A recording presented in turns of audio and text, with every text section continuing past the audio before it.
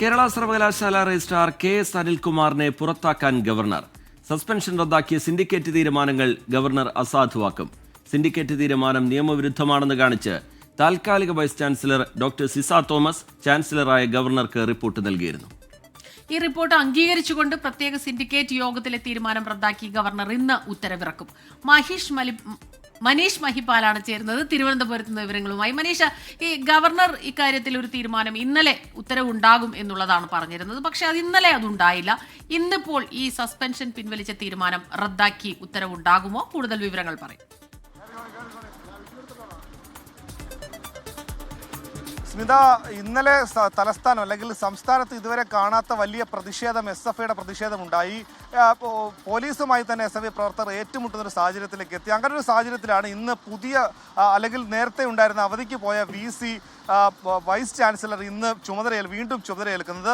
അങ്ങനൊരു സാഹചര്യം ഉണ്ട്, സർവകലാശാലയിലുണ്ട്. ഒപ്പം തന്നെ നേരത്തെ രജിസ്ട്രാറുടെ സസ്പെൻഷനെ സംബന്ധിച്ച് നേരത്തെ അടിയന്തര സിൻഡിക്കേറ്റ് യോഗം ചേർന്ന് ഈ രജിസ്ട്രാർക്കുണ്ടായ സസ്പെൻഷൻ നടപടി പിൻവലിച്ചിരുന്നു. പക്ഷേ ഇത് പിൻവലിച്ച നടപടി റദ്ദാക്കാനുള്ള നീക്കവുമായിട്ടാണ് വീണ്ടും ഗവർണറും VCയും എത്തുന്നത്. പക്ഷേ ഇതുമായി സംബന്ധിച്ച് സാങ്കേതിക പ്രശ്നങ്ങളാണ്. അതായത് സർവകലാശാലയെ സംബന്ധിച്ചുള്ള സാങ്കേതികപരമായി VCക്ക് രജിസ്ട്രാറെ സസ്പെൻഡ് ചെയ്യാനുള്ള അധികാരമുണ്ടോ, അല്ലെങ്കിൽ ഗവർണർക്ക് നേരിട്ട് ചെയ്യാനുള്ള അധികാരമുണ്ടോ എന്നുള്ള തർക്കം നിലനിന്നിരുന്നു. ഇതുമായി ബന്ധപ്പെട്ട ഭൂരിപക്ഷം ഉണ്ടായിരുന്ന സിൻഡിക്കേറ്റ് യോഗത്തിലായിരുന്നു. ആ സിൻഡിക്കേറ്റ് യോഗം തീരുമാനമെടുത്തത്, കോടതിയിലടക്കം സത്യവാങ്മൂലം കൊടുക്കുന്ന സമയത്ത് തീരുമാനമെടുത്തത്, ഇതുമായി ബന്ധപ്പെട്ട് വൈസ് ചാൻസലർക്ക് അധികാരമില്ല, രജിസ്ട്രാർക്കെതിരെ നടപടിയെടുക്കാൻ വൈസ് ചാൻസലർക്ക് അധികാരമില്ല. അതുകൊണ്ട് തന്നെയാണ് ഇതുമായി ബന്ധപ്പെട്ട് നേരിട്ട് ഗവർണർ തന്നെ, കേരള സർവകലാശാലയുടെ ചാൻസലർ കൂടിയായിട്ടുള്ള ഗവർണർ നേരിട്ട് തന്നെ ഈ രജിസ്ട്രാർക്കെതിരെ നടപടി വേണം എന്നൊരു ആവശ്യവുമായി രംഗത്തെത്തിയിട്ടുള്ളത്. നിലവിൽ ഇതുമായി ബന്ധപ്പെട്ട് ഉത്തരവ് നേരിട്ട് ഇറക്കിയിട്ടില്ല. പക്ഷേ സർവകലാശാലയിൽ വലിയ രീതിയിലുള്ള സാമ്പത്തിക തട്ടിപ്പുകൾ നടക്കുന്നു എന്നതുമായി ബന്ധപ്പെട്ട് നിലവിൽ ഗവർണർ പോലീസിൽ പരാതി നൽകിയിട്ടുണ്ട്. ഇത് സംബന്ധിച്ച് ആഭ്യന്തര വകുപ്പ് തന്നെ, പോലീസ് തന്നെ അന്വേഷണം നടത്തണം.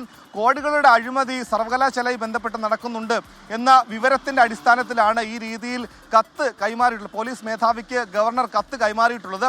ആ രീതിയിൽ ഗവർണറുമായിട്ടുള്ള സർക്കാർ ഗവർണർ പോരിൽ സാങ്കേതികപരമായിട്ടുള്ളൊരു പോര് തുടരുകയാണ്. കാരണം ആർക്കാണ് ചട്ടലംഘനം നടത്തുന്നത്, ആരാണ്, ഏത് രീതിയിൽ ആർക്കാണ് ഇത്തരത്തിൽ നടപടിയെടുക്കാൻ കഴിയുന്നതെന്ന് സംബന്ധിച്ചുള്ള കാര്യങ്ങളെ സംബന്ധിച്ചും നിയമപരമായ പോരാട്ടവും ഇതിനോടൊപ്പം തന്നെ നടക്കുന്നുണ്ട്.